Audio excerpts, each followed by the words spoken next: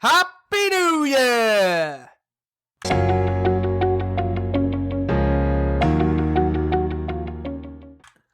Hi guys, welcome back to Casting Commons, the show where we talk and discuss all things pop. Wow, I'm really out of touch.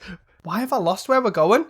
Hi guys, welcome back to Casting Commons, the show where we talk and discuss all things Pauper. I am your host Teasdale, and this is my co-host, the outlaw medic himself, Reese. Hello. I am definitely going to keep that in because it shows how out of touch I am. But still, before we start, do not forget to support us by rating us 5 stars on Spotify, following us on Twitter at CastingCommons1 for obviously the most recent deck lists, and of course, subscribe to us on YouTube. See, I've still got the mic down, I've still got the accent down. We only missed one episode. I don't know how it's so far off. Yeah, but it just feels like it's been a lifetime ago, but it also feels like it was yesterday at the same time. Christmas is a magical thing for that, because I actually couldn't tell you what day it is half the time. But, hey, yo, how you doing? Good, yeah. Excited for Lorwyn spoilers that are finally unofficially starting to roll in. Oh, it's good. Woo!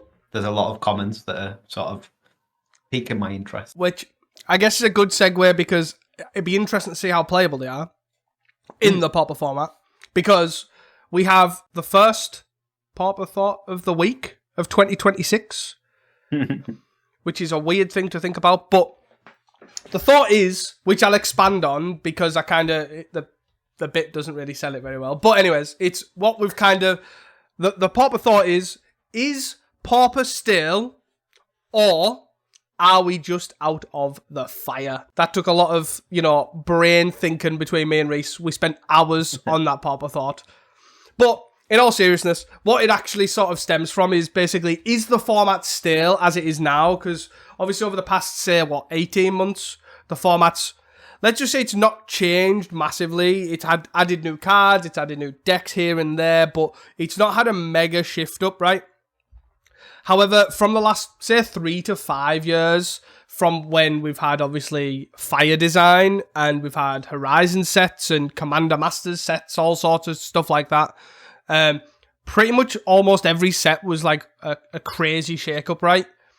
So, is that what has happened? Is we're all too used to this massive change, and we're like, oh, none of these cards are playable. Oh, none of these cards are playable, and nothing's really changing. Is that kind of where we're at?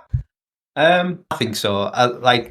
From my perspective, and taking it from I used to play quite a lot of Legacy as well as Pauper back in the day, and they both sort of ended up in a similar place where, for years and years, they basically were unchanging for the most part.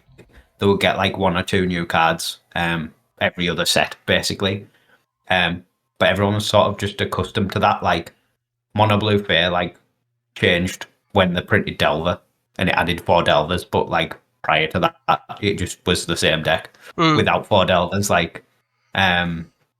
Everything was just a lot slower paced.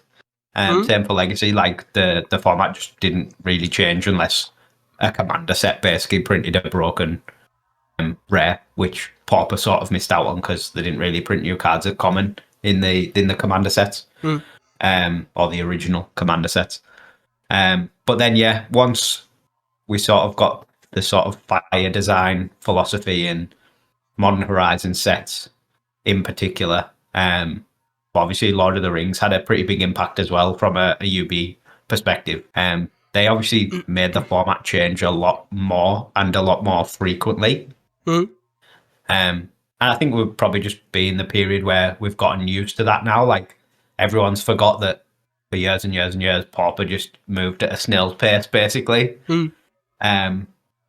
We got this rapid period of change of loads of new cards, of format warping cards. And then now, I feel obviously we've moved away from Modern Horizon sets, so we're not getting new cards directly focused at powerful Eternal formats like Modern, Legacy. And the UB sets, for the most part, right, are now having to be standard legal, which means we're not getting the Lord of the Rings style of cards again, really powerful cards focused at Eternal formats like the Cyclers, the One Ring for Legacy and Modern. I guess that's now the shift back to the old ways where it's basically just mostly standard sets for the most part. So everything's a lot more toned down and more carefully designed, I guess I would say. I wouldn't even use the word careful. I would use the word... do I want to use that word? I'd use the word... less pushed. Yeah, let's go with that. But... yeah, I think we're basically at that situation, which, don't get me wrong, I do think it is effectively, we're used to the change that we're used to now, like obviously every set's changed. Like it's definitely felt disheartening to me, but I look at it from a content perspective, like Spider-Man was like, okay, I have like one card that I actually really want to play with and I want to play or whatever, and I'm like, other than that, I'm scraping the barrel. Like, same with Last Airbender, like I've had, two... like sort of a package, and it's like, okay, all right, okay, I'm scraping the barrel. And I think it's fine to do so. Like, I do think I would like more cards that are more interestingly designed. Hopefully Lorwyn does bring that. And I think that's kind of the thing, right? Is the problem is not only is the cards as standard and they're very like underpowered, so they're not impacting compared to obviously, you've got all these Lord of the Rings, which is essentially, it's a Horizon set in disguise of UB, and then you've got all the modern Horizon sets, and like all these cards just aren't competing with power level. I would definitely like a lot more cooler design, which hopefully Lorne will bring, that you can sort of test and play like, oh, is this playable? And you might end up with something like abandon attachments more often, that sort of thing. Like I don't want something format warping, I just want something interesting, like abandon attachments, as I said, with Snacker in blue, or even abandon attachments with Eidolons is like really interesting. It's like, is this a powerful interaction? Like that sort of stuff. But yeah, I think overall, I don't think it's a bad thing that things aren't moving that quickly. Like Sagu Wildling was a massive impact to the format, right? But obviously not a lot of people realised how massive it was. Like it impacts obviously a new deck and also multiple decks that just have it as an add-on. But it's also like in a different way as well, right? Because it was essentially one card from a set. Like there was very little else from Taki Dragonstorm that was playable, where we had previously like Modern Horizons 2 and like 25 cards are playable, or Modern Horizons 3 for the same reason. Like there's so much playable out of them. And I think it's gonna be a change, I guess, from recent times, but it'll probably feel more like classic Pauper, which if people are newly into it might not suit them as much, but you'll get used to it. It'll feel more like classic Eternal Magic than the Eternal Magic of, I guess, the Fire Design era. That is assuming that the UB sets sort of continue on the trend that they are now setting. Obviously, you said Lord of the Rings was a Modern Horizon set in disguise, which I very much feel like was the case. But because it wasn't standard legal, I think now that they obviously set a precedent with, there was Final Fantasy, which we got like one or two cards from that were sort of playable, like they're pretty on the fringes. Avatar, same deal, like basically one card that is playable. Spider-Man, sort of one or two that are like fringe playable. But obviously all these are being designed for standard. So if they continue on that path, I imagine we'll sort of end up more like, occasionally we have a Taki Dragonstorm where one card essentially builds a new deck or goes into any existing deck to a point that makes it playable again. And then more like Avatar where we get one card that just improves a slot in a deck, or Spider-Man where we get like a couple of cards that are like one-offs, two-offs in decks that are already established. Yeah, I definitely do. I think that, and I think overall, I think that's a fine place to be, right? It's definitely something that people who have played Magic of old are used to. Even though I must admit, by the way, when you were talking about Legacy, I definitely got spoiled from a Legacy perspective playing Death and Taxes. I basically got like 6 cards a set. Like, I got random hit pairs. None of them were actually playable. No, all the Death and Taxes people played them for like 2 months and then were like, actually, this is awful. Yeah, we'll just go back to the exact 75 before this set. But we still got new cards to play with. Yeah, true. It doesn't matter if it makes the cut or not, as long as we get to play with them. But yeah, in all seriousness though, like, I think that's a fine place to be, but as you've sort of touched on with the newer players, like, obviously people have got really into Pauper lately for different reasons, price of stuff, set releases, don't want to fork out, all that sort of stuff. Like, and that is fine. Like, obviously, different reasons will bring them here. But if you're here due to the Horizons or the Fire stuff, that all the changes and you kind of, oh, well, this is boring, you know, this isn't happening anymore. Like, you've got to see that the different things it brings, I guess. Like, the gameplay aspect and things like that is obviously always going to be pretty good in Pauper generally.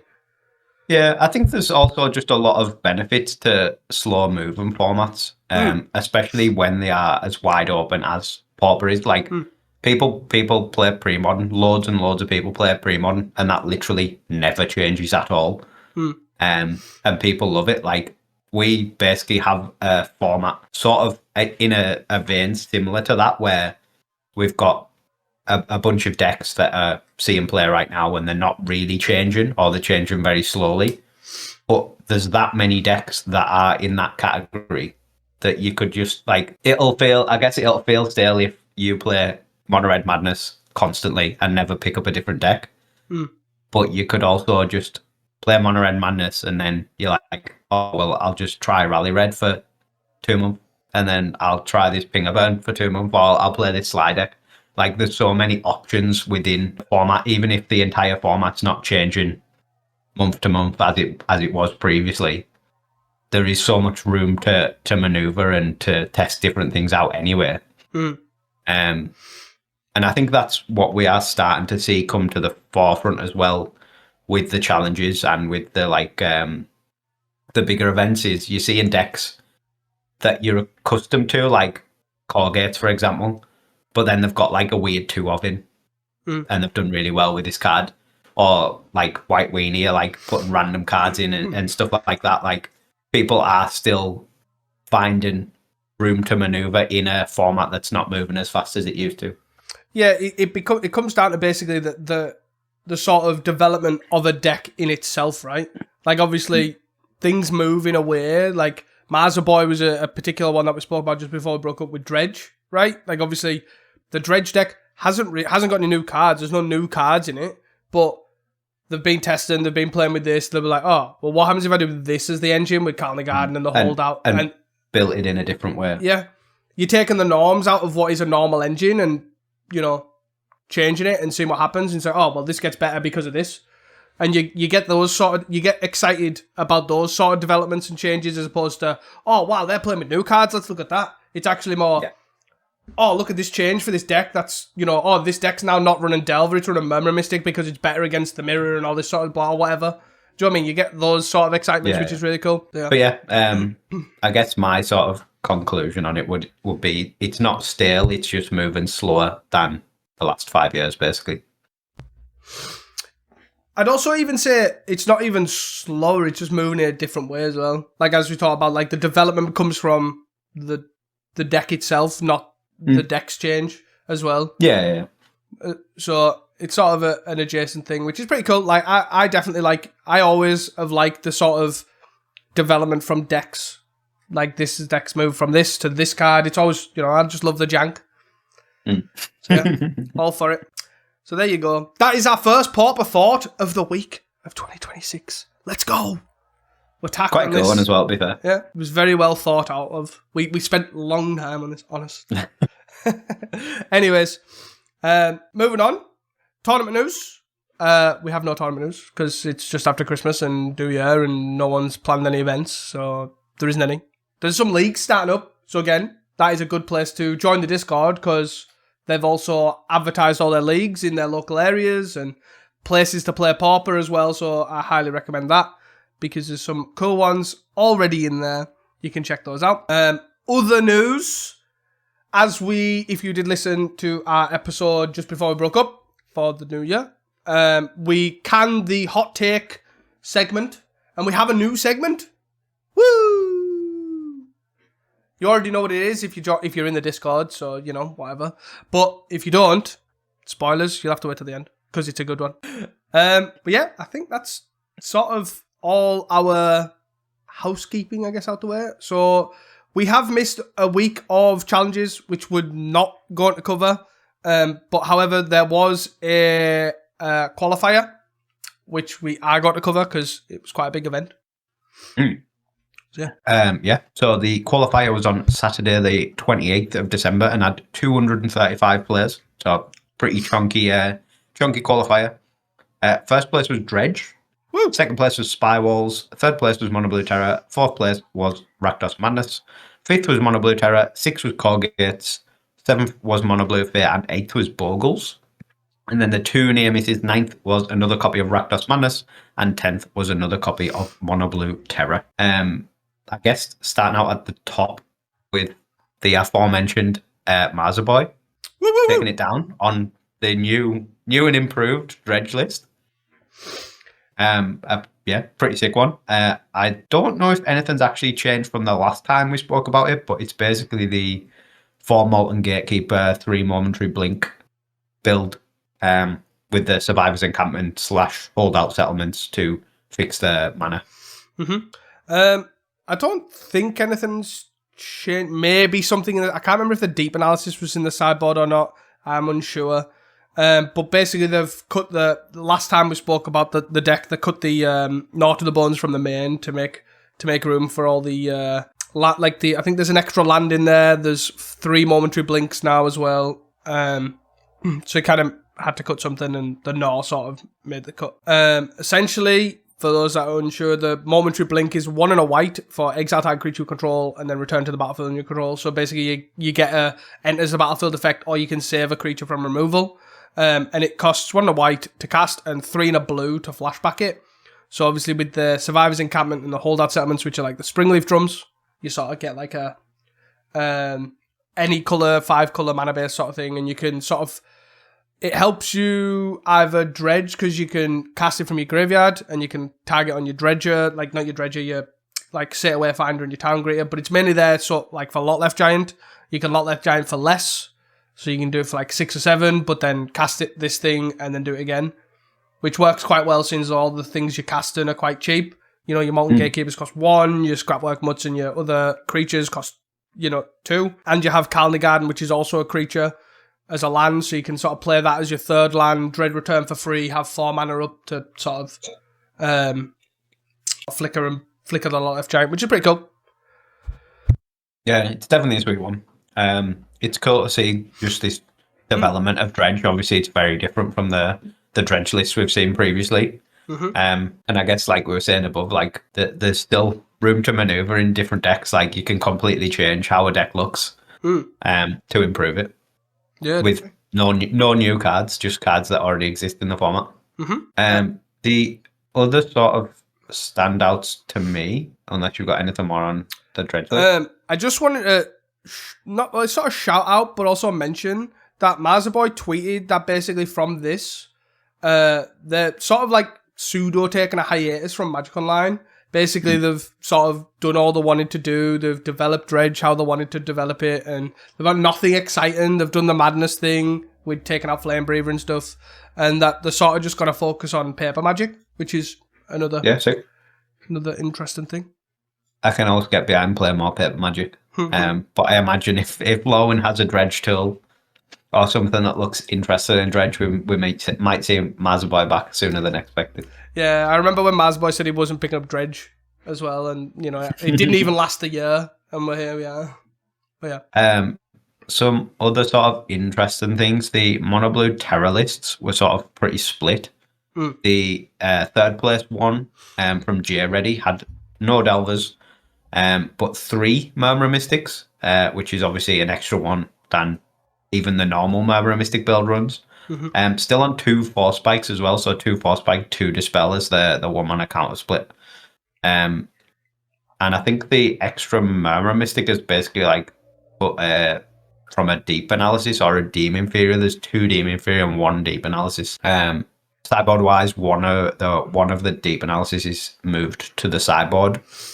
I believe at the cost of something like a Piracy Charm or a second Blue Elemental Blast. And then the other list was from Discover N in 5th, which is basically just Discover N's list that he normally plays with the Delvers still in, the 3 Dispels. I believe he's cut one mana counter to get a deep analysis back in the main, or an extra ponder maybe, actually, because he's now on the 4 ponders rather than the 3. And then sideboard-wise, he has an extra deep analysis in the sideboard as per the Mystic version as well. So a few more tools for the controller matchup, I guess. Yeah, I guess it makes sense. I imagine like the mirror is a bunch of haymakers, sort of counter wars, and then you run out of cards and all that sort of stuff. So I can imagine these sort of cantrips sort of coming useful, and the deep analysis as well. I'm guessing. That's especially when you don't have access to Murmur Mystic, you need to sort of keep your cards fueled to keep putting threats down. Cool. Other than that, the 7th place Mono Blue Fair, quite an interesting list as well, with the Cyber Cryptomancer making a return. Woo! As a 1-of. Woohoo! 2 Force Spikes, 2 Dispel as like the 1-mana counters, and then 3 Snaps back in as a removal. No enchantment removal in the main. Couple of binds in the side. A Sunken City in the side as well, which is some old school tech. Given being a 2-mana blue enchantment for all your blue creatures to give +1/+1, and it dies in your upkeep unless you pay 2 blue. It's there to pretty good in the mirror. It's obviously there to make their terrors 6/6s. Obviously, that's all it's there for. Yeah. But no, in all seriousness, it seems pretty decent against obviously all the elves hate that'll be knocking around as well, I imagine. Yeah, definitely. All the ends and gut shots and stuff like that. Yep. Speaking of elves hate, they also have 1-of Viridian Longbow, which I've always liked in decks like this. And an extra Cyber Cryptomancer, just in case the 1 in the main wasn't enough. You can go up to 2. Because the card is goated, clearly. It's an 0-1 with hexproof. What is not to like? And then the final thing for me, I guess, is the Bogles list from NMT Score 94. He's back on the Kruvix Insight list that we spoke about last week or the week before. I mean, last year. Last year, yeah. Not the year before last year. It was definitely last year. With the extra wild growths to sort of support that extra mana. Nothing other really sort of stand out in the list, but yeah, three Kruvix Insight and 2 wild growths. No, I think to be fair, our statements from last year still stand. I think the biggest problem that I have with this list is the lack of Rancor. Yeah, still just on the 2.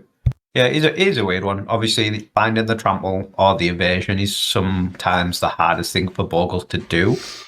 So to cut it initially doesn't really make sense, but then when you think you're putting 3 Kruvix Insight in, which allow you to see way more cards than you would normally see in a game, it maybe balances it out. I'm not 100% certain on the sort of play pattern or the math behind it, but it does let you see a lot more cards compared to like what Bogles normally would see.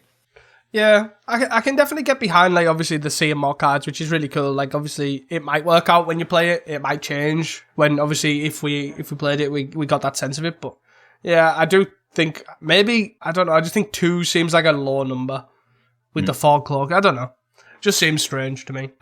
Interesting inclusion in the sideboard as well, the 2 Circle of Protection blue, which seems a very odd one for Bogles, to be honest. Like, because you could be playing, there's the opposite to the Mask of Law and Grace, right? Shield and Summit, right? Shield of Law and Grace. No, it's Shield of something. Duty and Reason, is it? Possibly, yeah. But that gives, obviously, Pro Blue and, obviously, Evasion, because it's Pro Blue. Cop Blue is a strange one, because it's more of like a control-y sideboard card against Terror. Obviously, it does sort of work in that context here, but do you really want to be sitting behind a Cop Blue against Terror? Like, if you're in that position, you're either losing or you could have just killed them anyway. I don't know. It's a weird one. Yeah, I don't really get it, to be honest.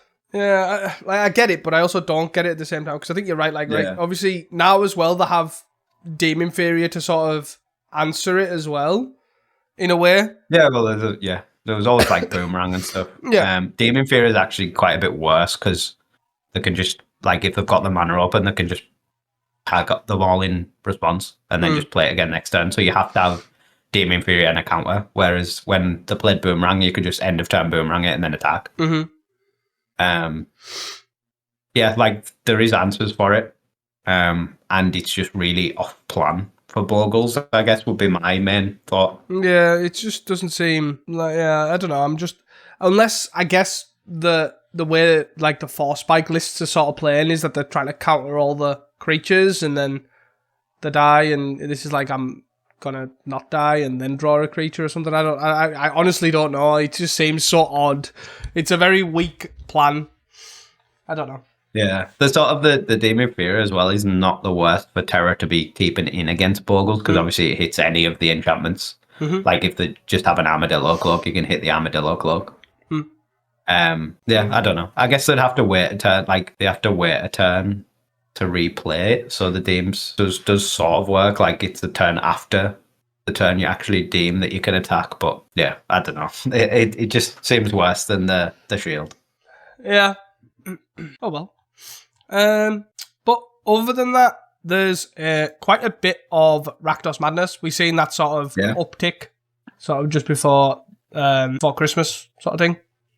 It seems to carry on obviously through this event, which is pretty cool to see. Yeah, there's quite a bit of mono red madness, and well, there's obviously quite a bit of terror, but there's quite a bit of mono red madness just sort of outside the top 10. And a strangely high amount of core gates as well further down, which may be foreshadowing. Yeah, I think to be fair, the more like the bigger events as well at the moment, especially with Pauper happening, I think people have realised like core gates is this like strange outlier, right? Because I genuinely think it's quite hard to have good matchups against, I would say, like 3 of the best. Like Terror and Madness generally take like 2 different tools to beat, and also half your sideboard because you're running Bebs and Rebs. But I feel like Corgate's naturally got a decent matchup against both. Naturally, with obviously its tools it wants to play, like its life gain, its strands, its counters, like all that sort of stuff. It seems like it's quite a good place, and I guess also having Thraben Charm and Journey and stuff for Spy as well also makes it pretty good. It just seems like a good catch-all deck, which, as much as we've obviously complained how boring it is to play, it's still pretty well positioned, especially when you come to these sort of bigger events. Yeah. Anything else to add? No, I'm happy to move on to the challenges from last week. A whole year between this challenge and that challenge? What? Sorry, carry on. I'll stop this joke. The first challenge was Thursday, the 1st of January. Apparently, everyone was not hungover, so that had 72 players still, which is obviously mega numbers for a Thursday, but everyone was off work, so... Or maybe they were all too hungover and didn't want to leave the house, so they thought they'd play Magic Online. Well, exactly, yeah. It's sort of a perfect timing for a Thursday challenge, I guess, to get good numbers. Yeah, for sure. First place, Corgates. Second place, Mono Blue Terror. Third, Dredge. Fourth, Rally Red. Fifth, Mono Black Sack. Sixth, another copy of Corgates. Seventh, Grix Affinity. Eighth, Red Black Affinity. And then the 2 near misses. Ninth was Mono Blue Terror. And 10th was Esper Gates. Or Esper Corgates. Sure. They still got Squadron Arc, right? Yep. Yeah, a very strange challenge. Like, if you asked me to predict a challenge, I probably would not have hit on this at all. So you wouldn't have put Esper Corgates and Red Black Affinity in the top 10? Good sake. No. What are we doing on this podcast? Right, let's end it. Even at, like, the double Corgates, top 8 as well. Although Adaptors in 6 is, like, a very weird list, yeah. It's very strange, but I think it's quite a good example of how much room there is in like the Corgate shell. The first place list from Wolf 777 is just like what I would say is a stock Corgates essentially. Nothing really fancy. 2 Outlaw Medics, 1 Guardian of the Guild Pact. Splashes red for some sideboard cards with Pyroblasts and Breath Weapon in the side. Yeah, nothing too spicy going on. But then Adaptors list in 6th, like I would have to look at this a couple times to actually see that it is a Colgate list. The creatures sort of seem the same. It's got the 1 Guardian, the 2 Outlaw Medics, the Cats, and the Hawks. It doesn't have any of the Modern Age enchantment. It just has 4 journeys. And then replacing the Modern Age, there's 3 abandoned attachments, which we've already seen replace the Modern Age in like the blue-black Snacker Terror decks. So Makes sense that it would fit here as well. They also have a one of Ride's End in the main, which is quite cool, and a one of Deep Analysis. But I guess like both cards are pretty good against Terror. The Ride's End's just sort of quite a clean removal spell in core gates anyway. And I guess Deep Analysis in the mirror, if you expect the mirror, is pretty good as well.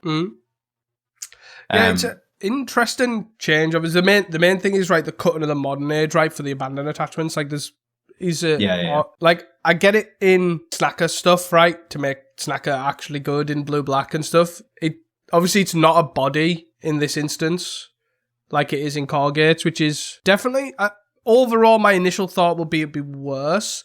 But then you also then get this like you're playing a lot of instants. Right, you've got 20 instants now, 17 without the abandoned attachments, and you get to play this sort of like actual control deck instead of like this tap out. I'm gonna play some guys. I'm gonna sort of counter stuff here and there once I play my tap lands, and then sort of done that, which is definitely an interesting way to take the deck, right?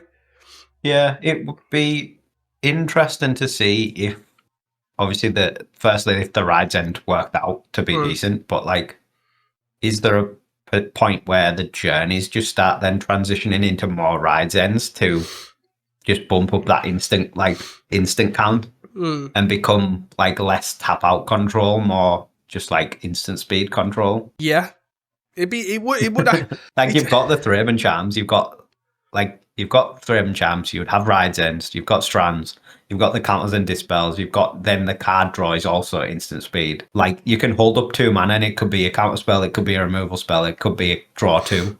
Like it's pretty nuts. Yeah. My only thing is to that though is you have that many gates. Like, is it not just easier to run like Cast Down or do you know what I mean, or something like that? Do you know what I mean? Also, I know it's not an actual segue, but it sort of semi is, but it's like, do you know what I mean? In that sense, like it's pretty free. Yeah. Like to even consider that, and then do you then just run like Snacker, for example? Snacker Abandoned Attachments Cast Down is sort of like a similar vibe. Yeah, I think sort of the biggest loss will be the ease of splashing red as well. So you'd lose the Pyroblasts essentially in the sideboard. But yeah, on to the Cast Down in core gate segue. The 10th place list is basically core gates with Cast Downs in, right? Yeah. Although there's a bunch of other cards changed as well. There's 4 relics in the main. Sure. I guess because you're removing Strands, your Terror matchup probably gets much worse. Yeah. As a theory. So yeah, 4 relics in the main. The creature package has changed as well. It's still got the 4 hawks and 4 cats. There's no guardians, but there is a full 4 outlaw medics, which I think is the first time I've ever seen 4 outlaw medics in a deck. Still on the journeys, but once again, there's no modern age. And then instance is severely diminished from Adapto's list with 4 Brainstorm, 2 Thraben Charm, and then 4 Cast Downs. And then basically the card draw has moved from firstly the modern age, then into the abandoned attachments, and now in this list there's a full 4 preordains as the card draw cantrip of choice. I'm guessing mainly because the discard, like the modern age or the abandoned attachments, now just aren't really relevant in this more black-white sort of build. You've got the cats still, but you don't have any Strands. I also don't know why there's no Strands. Like, there's no reason to. Do you know what I mean? It's like they've just been, I don't want to play Strands. I'll play Relic. Like, do you know what I mean? The change doesn't make sense to me. Like, Strands seems like a pretty big pull for the deck right now. Like Terror, Madness, all that sort of stuff seems great. And it's just like they went, I don't want to. Well, I guess the main thing is if you're playing Relic, you want less just stuff that if you pop your Relic, it just damages you, really. Would be my theory, but then they've got a one-off Battle Screech in the deck. I don't know. It looks like they've went, to me, like, I don't understand why your thought would be when you've added black to cut Strands, which is whatever, like, okay, but then go, I now need Relic for something. It's like, do you know what I mean? Like, I don't know where that jumps. I don't know where like, even if you have Strands in your Corgate deck and go, I need Relic in this deck. Like, why do you need Relic in a 3 to 4 Thraben Charm deck? Like, why do you need that in the main? Like, I don't get it. To be fair, probably watch a video and find out is it is Alessandro, but like, sure. But I makes no sense. I'm lost. Yeah, I think it's definitely being pulled in a few directions. I think, like, looking at it, the initial idea seems to have been, like, can we just cut the extra colours? So, like, start with the mono white package, essentially. But then you want to try and play black for these cast downs to put in. Okay, fair enough, and their sideboard cards. But then rather than just going black white, you need the blue then added in, so you still have the whole Brainstorm Squadron Hawk engine. Yeah.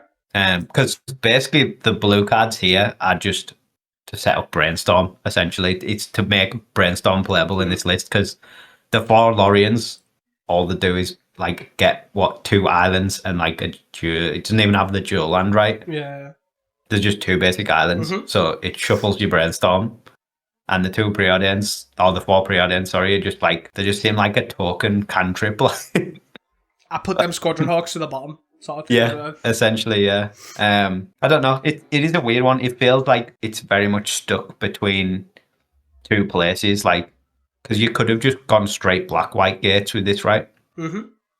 Which you lose the Brainstorm engine is the biggest downer, but I feel like you probably gain quite a lot against Terra anyway, to the point where you wouldn't need edicts. You wouldn't need relics because you gain edicts and stuff like that. Yeah. And then you could probably put the strands back in, which means your mono red matchup looks drastically better than this sort of looks. Yeah, it's I hope I hit my land drops and I hope my outlaw or sacred cat does not, that sort of thing. Yeah. Is praying. Well, there's 4 Hydroblasts in the sideboard as well, so it's like putting more weight into the blue to fix a matchup that you've just made worse by removing the strands. I don't know. It is a weird one. It's cool to see like these developments of core gates happen, and all in the same top 10 is interesting as well. Yeah. I think there's definitely something behind this, but I feel it feels unfinished. Yeah, I think that's probably where I'd describe it. I guess, even though I don't think we've straight up said it, but we've sort of alluded to it. Like, not only is it basically black-white, like, cutting the counter spells also makes other matchups worse too. Like, it's literally just got the 4 Hydroblasts right in the side as any form of counter spells. So, like, anything you play, or anything your opponent plays is resolving. Anything your opponent counters is getting countered. Which is a weird place I to think be. that, like, the cut and the counter spells in particular makes the blue feel like an add-on. Like, you just, like, it's now just supporting the Brainstorm where you could just cut it. You lose the Brainstorm engine, but you probably gain a lot more of just going straight black-white. Yeah.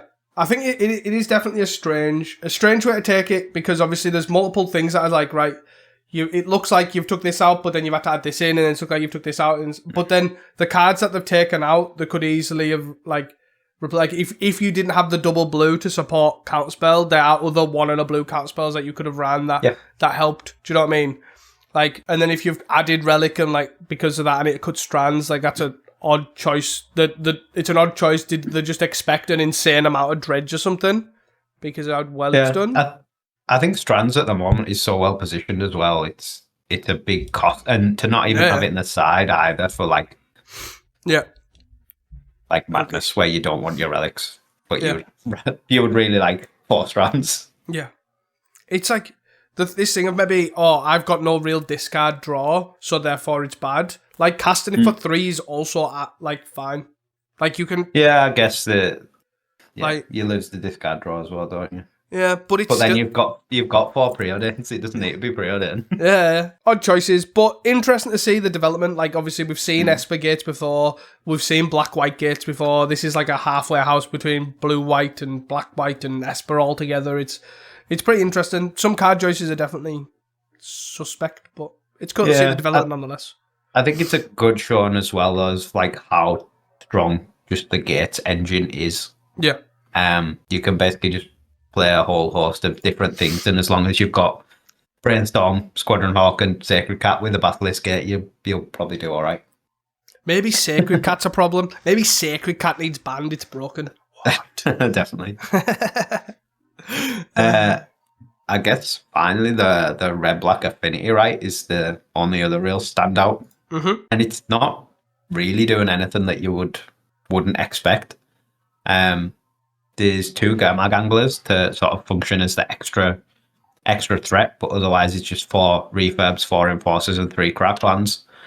Then artifact-wise, again, I guess there's probably less blood fountains with only 2 blood fountains. I would have expected just the full 4 blood fountains. But then it does have 4 spell bombs and 2 rods in the main, as well as a singleton lembas, and then obviously 4 Ichor Wellsprings that are sort of a staple. And then draw-wise, just 4 bargains, 2 offerings, pretty standard. And then backing it up with a pile of removal with 3 Galv Blasts, 2 Cast Downs, and 2 Toxins. My thoughts are this just looks like a really bad affinity in comparison to normal. Like that. It's nice to see Darksteel Citadel seeing some play. Yeah. Sure. But there also is 3 Bloodfell Caves, which just looks awful. Like, you've lost the blue, which is whatever, right? I feel like it's whatever. Thoughtcast OP. No, I know Thoughtcast is OP, but like, I mean, you've sort of like apart from Thoughtcast, what I was trying to get to is like, it's generally whatever, but I'd sooner just the non-artifact lands, just jam some blue bridges in, play Thoughtcast, leave it at that. Don't even put blue cards in your sideboard if you wanted to. Like, I don't know, I just like that, and then also you've then added 1, 3, 4, 5 non-artifact lands into your deck, right? And then you've went, I don't need 4 blood fountains to catch up on that. That also seems a bit odd. Like, you could easily just go Bloodfell Cave Swamp and you're like, oh crap, well I ain't casting this refurb on 2, am I? I don't know. Yeah, I think the main thing for me is like, I like the idea of pushing affinity in different ways, and going red-black is quite interesting. But what's the payoff? Like, what have you gained from this? Like, the mana base just looks worse. It's harder. It doesn't look easier to cast spells, for example. It just looks as awkward as normal affinity would be, if not worse.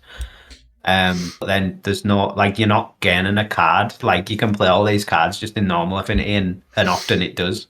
I guess Gurmag Angler, but even then, like, I've played Gurmag Angler in Grixis Affinity before. Like, I just don't really see the gain. For me, is the only sort of problem that I have with it. Yeah, it's a strange one, right? Like, generally, I'm looking at this, I'm like, right, okay, your off-color bridges, like your blue, whatever, blue-black or blue-red bridges, you can obviously make up with having a land that taps for both colors. Like, but then it also is made harder because you have cards with affinity, or you have cards that you, like, you know what I mean? You can have a makeshift munitions, and then now that's infinitely worse in a control matchup because you can't throw your lands at your opponent. Like those sort of things where you can't cast your Mer Enforcer because you've actually got 2 Bloodfell Caves this game and it's a lot harder. Or you haven't got Metalcraft for your Galv Blast, for example, on turn 2 for your overgrown battlements. You know what I mean? Like, these sort of things sort of like seem like they'll probably add up. I can get behind red-black. I feel like it probably could just have 4 Darksteel Citadels in as well. Yeah, I could, like, again. Yeah. The mana's it's not awful. Like, you could just not have a Bajuka Bog because you've already got 4 spell bombs and just having a Darksteel Citadel. I think, like, yeah, there's a lot of things. Like, and also you've lost Thoughtcast, but then not up the bargains either, right? Yeah, it's just still a 6. So you're on less draw. I guess, yeah, the gain is basically you get play God Blast again, right? Because there's basically no room for it generally in Grixis Affinity now. But then you're not even capitalizing on that. It's like you haven't really gone more aggressive. There's no like Frogmites, there's only 2 rods, there's only 3 Galv Blasts. Like, it's not like it's then tilted to be a more aggressive version of Affinity. It's just sort of in the same space, but with less tools. Yeah. Is all I can really feel from it. Yes. That is exactly how I feel. And then it's got a 1-mana 5/5 in there for some reason. Yeah, I mean, Gurmag's still good. Like, yeah, I just, it's like, I look at these cards, I'm like, okay, these all make sense. But then I look at them individually, I'm like, why is that in there over this card? Yeah. I think for me, if I was building something like this, I would take it in a different direction because, as we say, it's like, there doesn't seem to be much reason to play this other than, like, rather than playing Grixis. So I would have probably, like, pushed the aggressive slant, so, like, got more Frogmites, or got Frogmite in, for example, or got 4 Galv Blasts and some bolts in, and then went up on the Black Mage's Rod, and sort of went down that path instead, which could have been worse, to be fair. Obviously, they came 8th in a a pretty stacked challenge. But yeah, I'm just struggling to see the vision on this one. Yeah, it's more the gain, right? It's not that the deck's bad, because obviously at core it's affinity, right? So it's always going to do affinity things.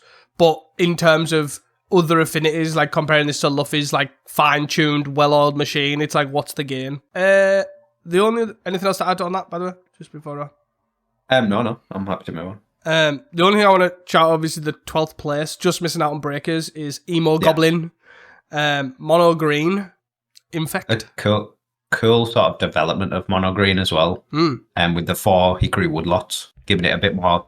I guess it's a bit less turn 2 kill, but it gives you a bit more turn 3, turn 4 consistency, because you've now got the mana behind you to sort of woodlot a guy into play and then escape tunnel the turn rather than needing to crack it for mana.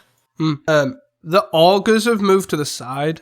There's 3 Lamor augurs in the side now, which I'm assuming is there for the non-interactive matchups, right? I would imagine, but yeah, so it's just been replaced by Seal of Strength, right? The sort of basically interchangeable anyway. Seal of Strength's a bit better at protecting your guy. Sort of goes with the woodlot philosophy. Like, augur's really good if you're just gonna try and kill as fast as possible. Whereas if you want more time to sort of play your tap land setup, Seal of Strength seems like better. Like, it protects your guy if you need it to protect your guy, and then on the turn you need it. When you've got your woodlot untapped, you can go for it. Yeah, all round pretty interesting. There's 2 Reverent Silences in there, which again makes sense with all the journeys around, and also Bogles, I guess, makes a big guy that's really awkward. Yeah, pretty cool. Or Spider Umbra as well in the sideboard, which again is a cool sort of addition. Sort of plays again into the Seal of Strength aspect of protecting your guy, but also being a pump spell rather than just the Lamor and a pump spell. Pretty cool. Pretty sweet one. Moving on to the Friday challenge then. Friday the 2nd, obviously everyone was back at work, so there was only 57 players. First place was Elves, second place was Gardens, third was Blue Black Fate, fourth was Grixis Affinity, fifth was Jund Wildfire, sixth was Altercat Combo, seventh was Jund Wildfire, and eighth was Boros Synth. And then the 2 near misses, ninth was Rakdos Madness, and 10th was another copy of Grixis Affinity. This is the first time we've seen Jund Wildfire in a while, I feel like. Deck's bad. Just been a bit absent. Deck is bad. Confirmed. I guess for me, starting on first place, Sheeb, the Elves Master, coming first with Elves. Mono Green Elves, full on for Avenging Hunters list, 4 Avenging Hunters and the 4 Mass Vandals, 4 Generous Ents Mono Green list. Yeah. Solid list, looks solid. Still playing about with the life gain in the sideboard. There's basically absolute stacks. There's the 4 Monstrous Emergence that we've touched on, basically being the staple elf sideboard card.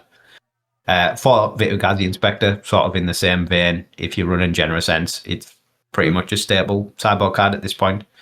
But then more life gain is needed. So there's 3 Pulse of Marassa, a single Gingerbread Cabin, and then 3 Spinewood Paladin, which is the 5 mana 5/4 that gains 3 when it enters, and it has plot of 4 mana. I love it how they're all the way they've made this sort of sideboard by the Monstrous Emergence, right? They're all like life gain spells that also sort of do something else when needed. Like Vitugazi obviously protects against like -1/-1 effects, so you can obviously make a guy bigger. It's also a reacher, so you can block like core gates and stuff. You got Pulse, which is like pseudo graveyard hit at the same time as well. And it's like, it's just really cool to see. Like, I need life gain, but I also need them to sort of do something else and hope and pray. Yeah, definitely. Obviously Vitugazi's great against Fair as well. The Spinewood Paladin is sort of a weird one. It basically is just life gain. Like, it's a threat. Like, it's a pretty solid threat. Compared to something like the Vitugazi, where it's just like a 2/4 and it's going to take a million years to kill him. 5/4 is a pretty reasonable static body. But the life gain's sort of a bit middling with it only being 3 life. It's also a good body with like against Madness, right? For the Emergence too. Yeah, for 4 toughness. Yeah. To shoot something, because it's got 5 power. It's pretty good. I've seen like there's a changeling from probably one of them on Horizon sets, to be honest. The Web Weaver. It's like a spider, yeah, that sort of is a similar slot to this. Mm-hmm.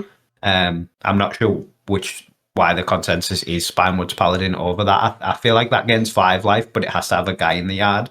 I think it has to have more. I think it has to have 2, right? I think. Oh, does it? Okay, that sort of makes a bit of a difference. Although in the matchups you want to gain life, it's sort of you're gonna have some guys in the yard, but Web Weaver Changeling. Oh, it's 3. that's the one. When this creature enters, if there are 3 or more creatures in your graveyard, gain 5 life. For a 3/5 for reach for 5. Yeah, I suppose it is a bit of a cost. The power's worse. The casting cost is worse because this has got plot. But you gain the life gain and reach over. Well, it's interesting for sure. Obviously, reach against some snackers isn't irrelevant in Madness. Depends how easy it is to activate as well, right? Yeah. But then a one-off gingerbread cabin as well, which I really like. Like, this has seemed really good, whether it be in the main or in the side of these elf lists. Just being able to tutor it with an Ent and just loop it with a Quirion. Mm-hmm. You gain so much life that it sort of becomes irrelevant.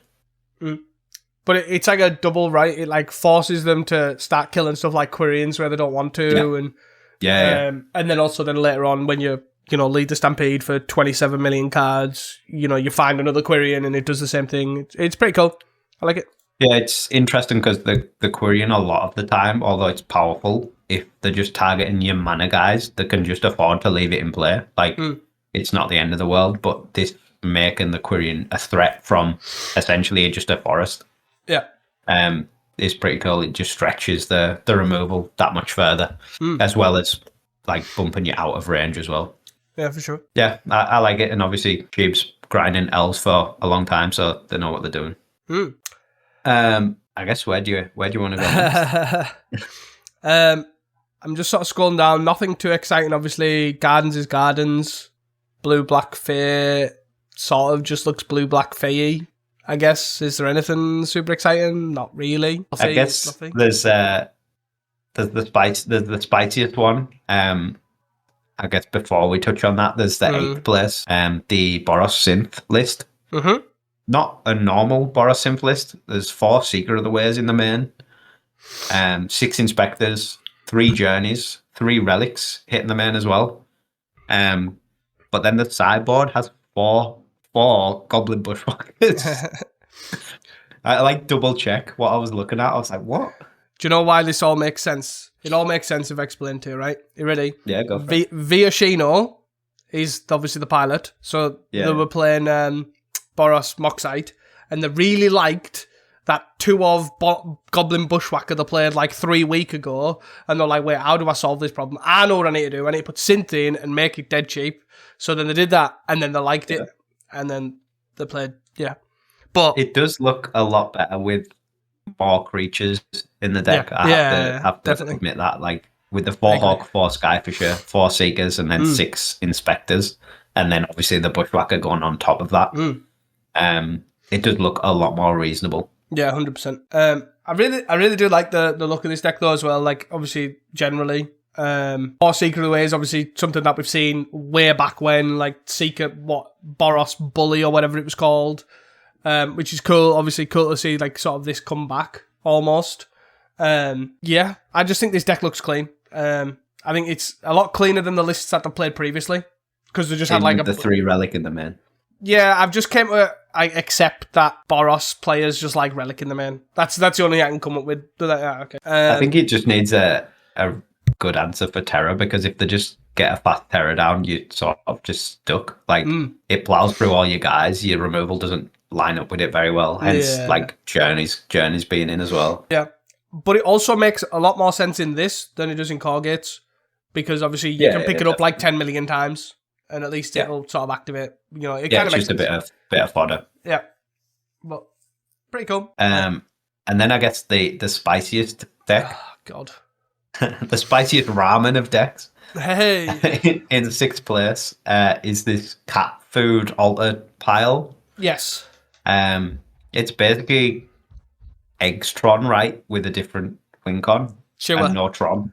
Sure. That's what it looks like to me. It's basically a Ashnoid's altar deck that like uses Mer Retriever and Cauldron Familiar with Alter to cast a load of food and eat the food and bring the cat back, and then sack the cat for mana to play some more food. That is essentially what it is, yeah, pretty much. Yeah. It's got Rumble, Cash Grab, Ancient Stirrings to sort of find your pieces. Yeah. And then you just end up looping Lembas and Cauldron Familiar with Ashnod's Alter once you've got no deck left. Yeah. So it runs 12 lands as well, which obviously not a lot of lands, but it runs many patterns to obviously find a land that also creates a food, which is quite nice and all that sort of stuff. And Stirrings, obviously. And Stirrings. Grab a land and Rumble. So it's got a lot of, like, I can find lands, right? It's pretty cool. Like, all in, I think the deck's probably pretty mid. But I think this deck, obviously, Giorgio Combos sort of, I think, made this deck. I'm not 100% certain, but I know they were like a big pioneer for it. So you can check out their video. I know Kali Kaiser's made a video on this deck. It's cool. It's sweet. It's got hotness. I might try it. It might be already saturated, but it's more just like I'm doing something for the sake of doing something. And I think it's got a lot of pull from I have no idea how to play against this deck. Is probably its biggest pull, right? I think that, the biggest thing it's got going is what is my opponent doing, basically. Yeah. Because for the most part, the Mer Retrievers are just sort of irrelevant. So if they're targeting your Mer Retriever, you just don't really care. Yeah. The Familiars, obviously, if you play around the graveyard hit well, you basically can never graveyard hit a Cauldron Familiar. Mm-hmm. So yeah, I think it probably gains a lot of percentage points from people either not knowing how to interact with it or not knowing what is going on at all. But it looks absolutely awful to play on Magic Online. The amount of clicking that must go on. I think as well, the strange thing for me is you also, I guess you sort of, while the pull for me, I guess, is while you're also big, because all you really essentially need is an Ashnod's Altar in a way, because you're naturally going to find everything else on your way to that. Generally, is the idea, I'm guessing. Because obviously, you all your golden eggs, your ramens, your lembas, your nutrient block, all draw cards when they come in or die or whatever. Yeah, your rumbles can put your cats in the bin. Your cash grabs can put your cat in the bin. Like, that sort of thing. So you kind of just go, I'm going to play some lands, I'm going to find some stuff, I'm going to cast some food, and then you go, oh, look, I've got an Ashnod's Altar. And then because you've got a cat in the bin and, like, 3 foods already in play, it's sort of like, I'm already 6 mana up anyways. So it's like, I've got 3 foods to sort of find me 3 more foods, and then you kind of, you know what I mean? It's a bit weird, but I guess that's kind of like a pull, I guess, is you playing crap at the start of the game like everybody else is sort of winning you the game, in a way, I guess. That's how I'm seeing it in my head. It seems pretty poor, but yeah. Yeah, it is a weird one for sure. There's also 4 Clockwork Fox in the main, which is a really strange card. It's a 3-mana 3/2 artifact creature. That when it leaves the battlefield, you draw 2 cards, and each opponent draws a card. I think it's from like Commander Masters or Commander Baldur's Gate or something like that. But yeah, I'm assuming this is just like an engine starter, like just generic guy that draws some cards and adds some mana with Ashnod's Altar. Yeah, it doesn't seem to have a loop going on that I can figure out. It's not really, I don't think it's like going to try and deck your opponent out. Like, I've seen people obviously try it in like other random decks way back when to try and deck your opponent, and it doesn't really work very well. But basically, it just looks like a 1-mana draw 2, I guess, and hope that's okay. And I guess another thing worth touching on with the creatures is that it's got 4 Mer Retrievers in, but the classic Ultratron like Mer Retriever loop doesn't actually do anything. Like, there's no kill condition to I'll sack my Mer Retriever, get back a Mer Retriever, play a Mer Retriever to get back a Mer Retriever. Like, there's nothing that gains anything off doing that other than, I guess, weather the storms in the sideboard. Yeah. I guess it's just a free guy, right? That obviously gets you a food, I guess. Yeah, well, it gets pieces back. Yeah, but that's all it does. But obviously, to the outside, it's a utility, not a combo piece. Yeah, which is probably just an interesting thing for people to adjust to, I guess. Yeah, definitely, because it is for the most part, Mer Retriever is viewed as a combo piece. But yeah, very cool deck, very interesting. I'm not sold it's just any better than something like Ultratron, but being able to play the 4 cash grabs, the 4 stirrings, the 4 rumbles definitely gives you a lot of like draw or power to find your combo pieces. And the fact that you don't really care if the cats go in the graveyard, or for the most part, even the altars, because you have the mirror retrievers.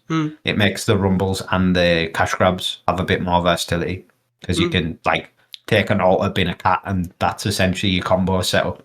I also like the other thing of, like, obviously, like, Ultratron is basically just early turns, I'm going to try and set up Tron, and you can sort of get aggroed out and all that sort of stuff. Like, Terra can sort of try and go under you. Like, I like the idea that Cauldron Familiar is a combo piece. He's sort of quite good and annoying against those sort of decks, and just block and bring it back, block and brick. You know what I mean? That's sort of like... I also think the fact that it plays, what, for like 12, 16 food. Yeah, that doesn't matter. But you haven't got You're probably not getting aggroed out. Hey, you get burnt out against gutter snipes with madness, I'm telling you. No food saves you. There's not enough food that will save you. Yeah, it definitely helps. But yeah. But I think Cauldron Familiar also is just, it's just a good, it's quite a surprisingly annoying piece to sort of help against us. Survivability. Which is pretty cool. Yeah. Pretty cool deck. Check out their videos if you want to see it, because my head hurts sort of trying to explain every individual loop. But yeah, go check them out. Happy to move on to the Saturday. Yeah. So the Saturday, the 3rd of January challenge, 63 players, so pretty good showing for a Saturday challenge. First place was Rally Red, second place Grix Affinity, third place Jund Wildfire, fourth place Rakdos Madness, fifth place Green Red Ramp, sixth place Elves, seventh place Mono Blue Terror, and eighth place Cat Gardens. And then the 2 near misses, 9th was Elves and 10th was Mono Red Madness. Back to your normal scheduled programming for this challenge. Yes, there wasn't too much spicy really in this one. It was sort of a back to normality. It's like everyone's back at work. Everyone's, got the new year out the way. It's like, all right, okay, now we go back to playing what we're supposed to play. Yeah. The Elves list was from Bohun, who usually play multicolored elves, so it's a multicolored elf list. They also usually play weird stuff in their multicolored elves list, and it has weird stuff in. There's a one-off Huntsmaster and a one-off Salt Road Pack Beast in the main, as well as 2 Distant Melodies. Outside of that, the sideboard is basically just a load of one-offs of different colours and different effects, like a one-off Spell Pierce, just in case, one-off Mez Fiend, one-off Valakut Invoker. The sort of a quite a well-known Elf pilot. The lists always look a bit wacky, but they do seem to perform quite well. How much do you miss Lissalana Huntsmaster, though? I love that card. It is a classic. The OG like Murmur Mystic. A lot, though. Yeah, it is. But still. Outside of that, the other elf list in 9th was Sheep again, with basically the exact same 75 as the previous year. Yes. Anything Cat Gardens? You like cats? Do you want more cats? No. This one's, it's not really changed. It's Truffaz right with their weird Doomblade, Go for the Throat, Cat Gardens, Pestilence deck. One day they will stop playing Doomblade and Go for the Throat in their deck, and we will stop talking about it. Moving on. The Sunday challenge. Sunday, the 4th of January, 79 players, so a really good showing for a Sunday. First place, Corgates. Second place, Spywalls. Third place, Grix Affinity. Fourth place, Rakdos Madness. Fifth place, Mono Blue Terror. Sixth, Spywalls. Seventh, Mono Blue Terror. And eighth, White Weenie. And then the 2 near misses, 9th was Blue Black Fair, and 10th was Blue Black Terror. Woo!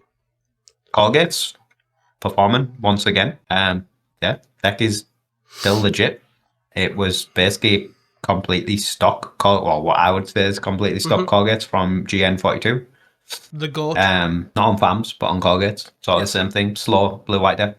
Yep. I don't think there's much really stand out about it, to be honest. No, there isn't. There's nothing really too exciting to talk about, right? They've decided to be on 2 Spell Pierce, I guess. That seems to be the only thing that changes to me, is like the 1 mana interaction in that slot. It's either Dispel, Envelop, or whatever. Spell Pierce. Yeah, the Spy decks, again, sort of minimal really changed. Like, there's nothing too outside the norm. They're both the Elves of Deep Shadow versions, right? Mm-hmm. One's 4 lands with a couple of Lotus Petals. The other is 5 lands with 1 Lotus Petal, but one of the lands is the black-green dual land, which we haven't really seen in Spire for quite a while. They're basically just on like 3 to 4 forests in a swamp. Mm-hmm. So it's sort of notable to see that, but otherwise there's nothing else really that stand out about it. I don't like it, just for reference. Not a fan of the better mana. No, not a fan. The 7th place Mono Blue Terror from Luminati is still the sort of halfway house. They seem to be like fluctuating between the 4 Delver, 2 Murmur Mystic Terror build and the just 2 Murmur Mystic no Terror build. Quite interesting to see them sort of glitter between them. This one is basically come at the cost of ponders. Like there's only 1 ponder, and 4 spike as the 1 mana counter. And then I guess White Weenie, sort of an interesting White Weenie take as far as White Weenie interesting takes go. 3 Spider-Man, Darvel. Yeah. The 3 mana 3/3 that web slings for a single white. 1 of Soul 1, just 4 Luminarch veterans or Lunarch veterans weren't enough, so there's a 1 of Soul 1 for some extra. Just in case. Yeah. The deck needs more 1-drops, clearly. 3 Eagles of the North as well, just to maximise that 1 mana spot. 3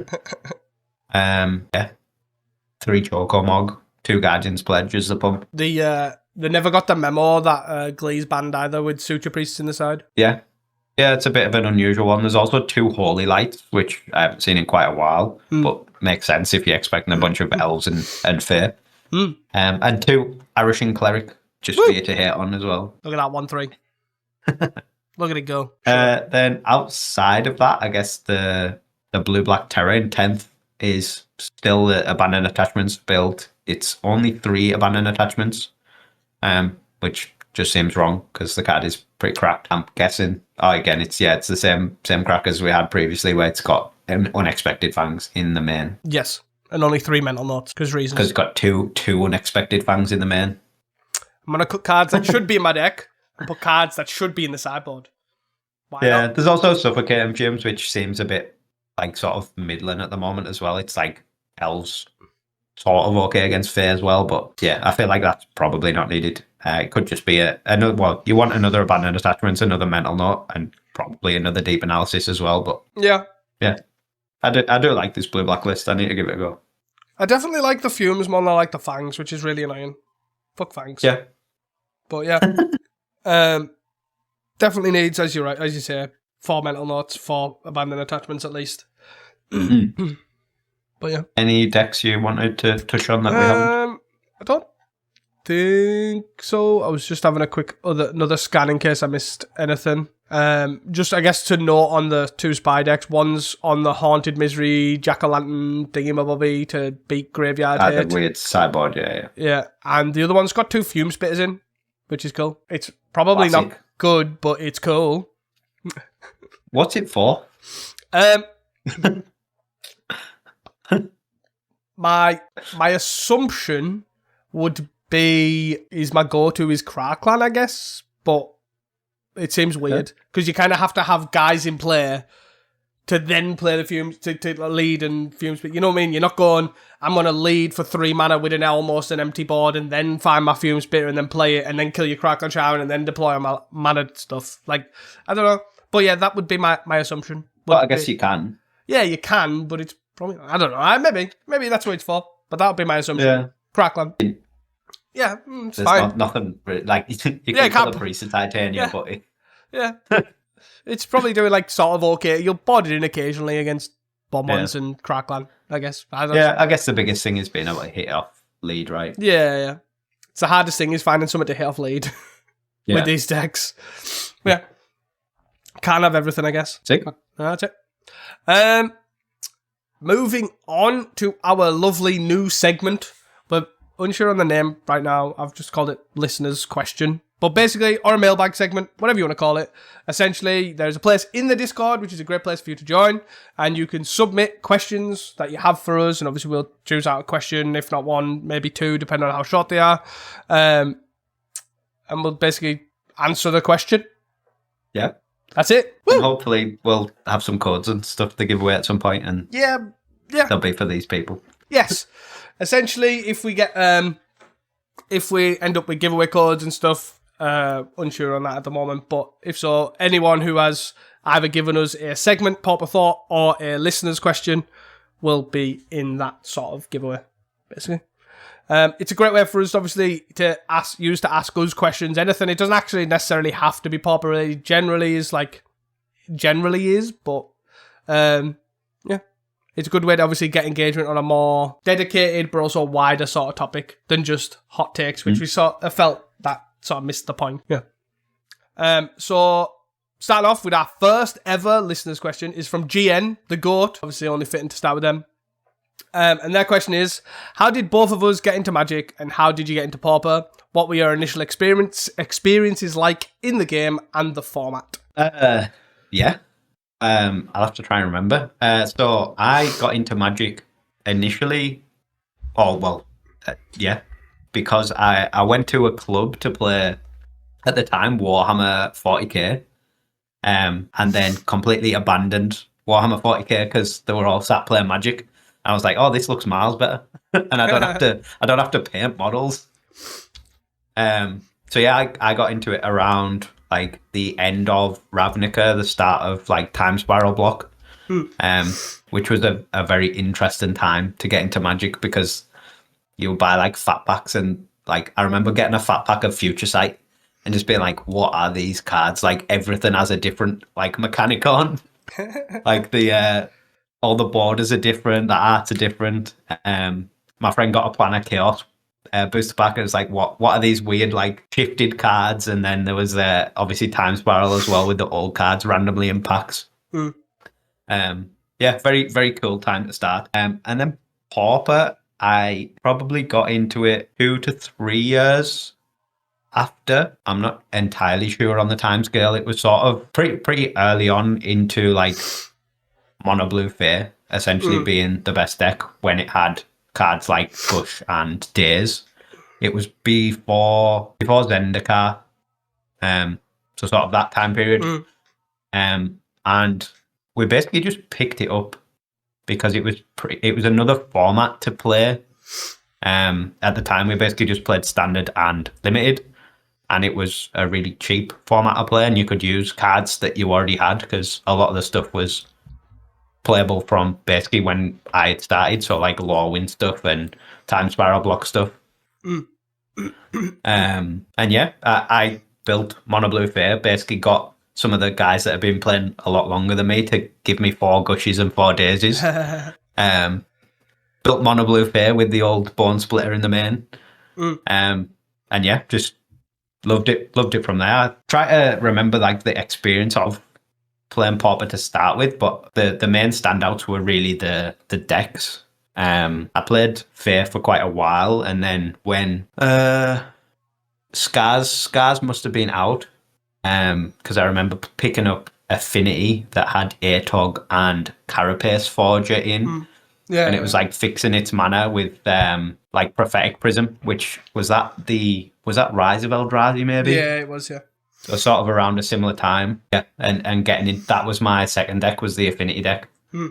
Again, quite a cool one to get into. And yeah, but yeah, it was basically because we wanted to play an extra format, and it was by far the easiest format to just pick up cards for.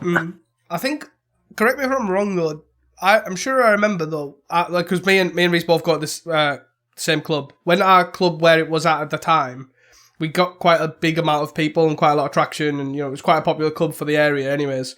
And we used to have this rota of events, and basically we used to I'm sure we used to play, as you say, Standard and then Limited, but then like once a month or something like that, we used to change up a format. Yeah. And we used to try like, right. and we used to play like Two-Headed Giant or Extended or, and I'm sure Pauper got added to that, and then it sort of popped off. when there wasn't really that many formats to choose from, I guess. There wasn't Pioneer, there wasn't Modern. Like Commander was just sort of a weird casual thing that we played on the side. I don't even think Commander had taken off that much. I don't think it was there then either when we were at our it was definitely well before it had any like pre-con decks and stuff like that. But yeah, I think you could be right. It maybe just got added to the rotation, but then sort of stuck around a lot longer than the other stuff. Obviously, Two-Headed Giant and Extended died off pretty hard. Sadly for Two-Headed Giant, because that was quite fun. But yeah, I enjoyed Two-Headed Giant. But again, at the time for us, we had for our area, we had quite a large amount of people, so we could easily have like quite a lot of teams and still play like a significant size event, which was cool. Definitely was a good time for our area in Magic, for sure. Sorry. What about you when you finished coughing? Sorry, that was a bad time for me to cough there. But yeah, sort of the Pauper thing was sort of the same. I think it was probably a couple of months after, like obviously maybe 6 months or whatever after when Reese started. But essentially, I started playing the Magic. I think I must have walked past our club and seen a poster or something while I was at school, something along them lines. And I went in, and then I said, "What is this?" And then, "Oh yeah, it's upstairs." And I went upstairs, and there was everyone here, and I was like, "Oh my god, this is awesome."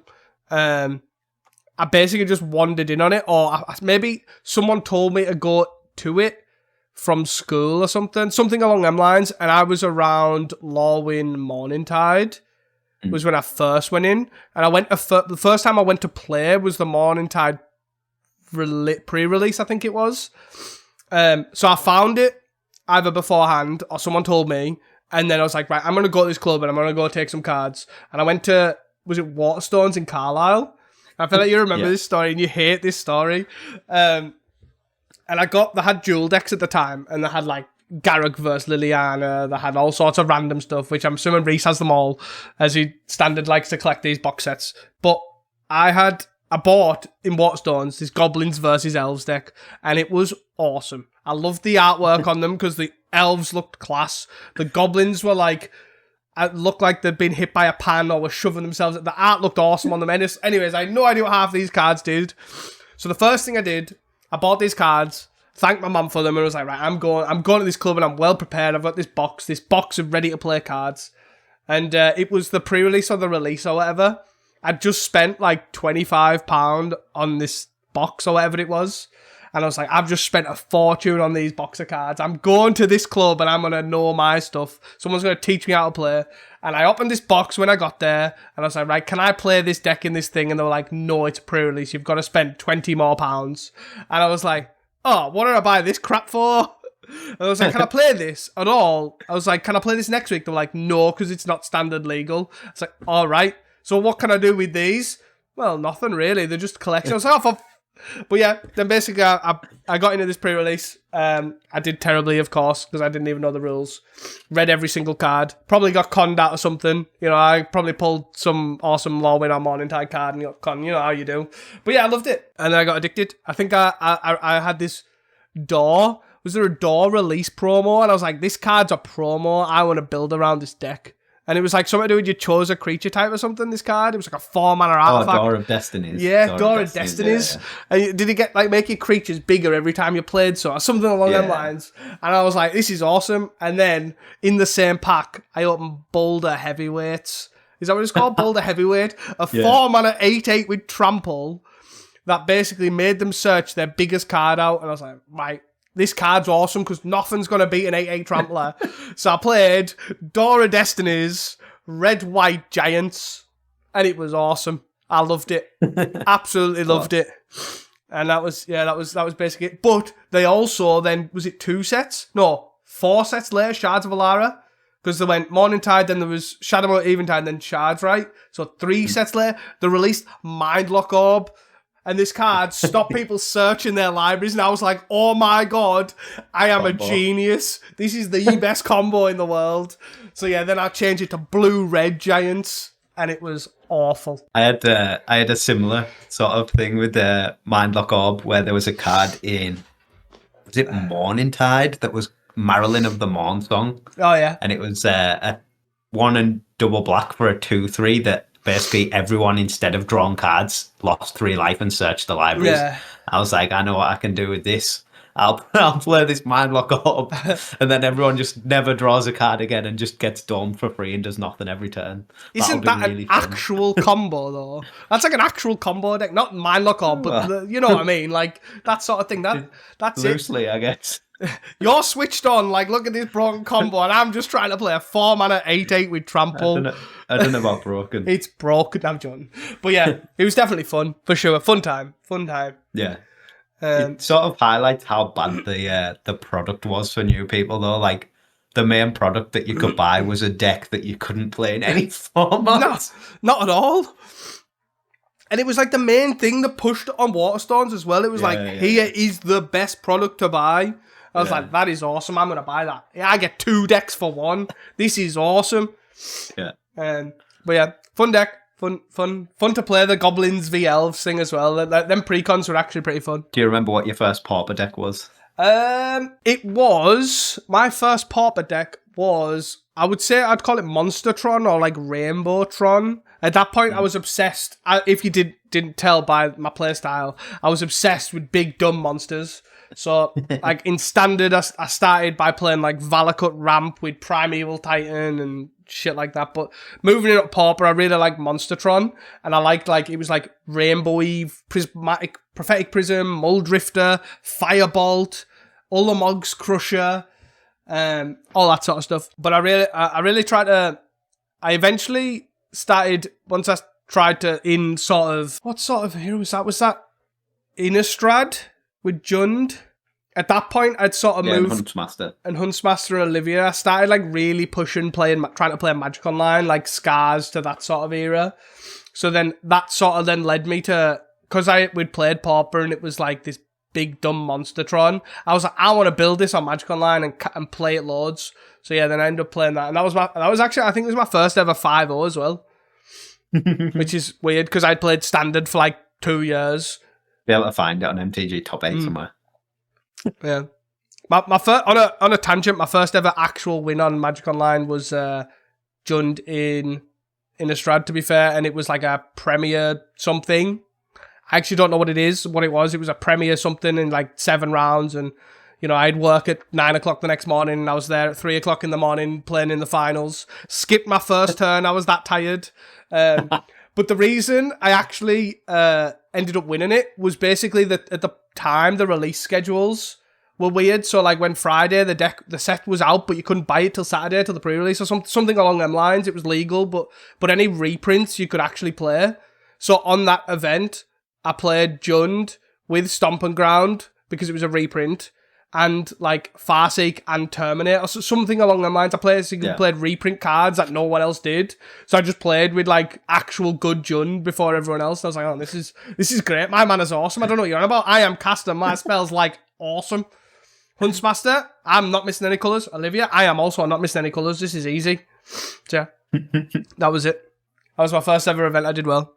Cool. After that, I've never done well since that one in the 5-0 from Monster Truck. I've not done well at all. But yeah, all went downhill from there. Well, hopefully you've enjoyed that story time. Well, Teasdale coughs once more. Yeah, sorry. He has not gotten better this year. No, I'm going to bring this cough in at 2027, I'm telling you. But yeah, thank you all. Hope you enjoyed the new segment. If you are interested and think, oh, I want to ask you a question about X, Y, Z, join the Discord, enter in our channel, our listeners' question channel, and you can ask us any question. It'll be potentially talked about on here. That is all from us at Cast and Commons. Thank you all for your continued support, and we look forward to it in 2026. Do not forget to tell your friends, your family, and your work colleagues, because you're all depressed starting to work and you've got to talk about something. So tell them about this. Until next time, and don't forget to stay hydrated. Peace! Bye.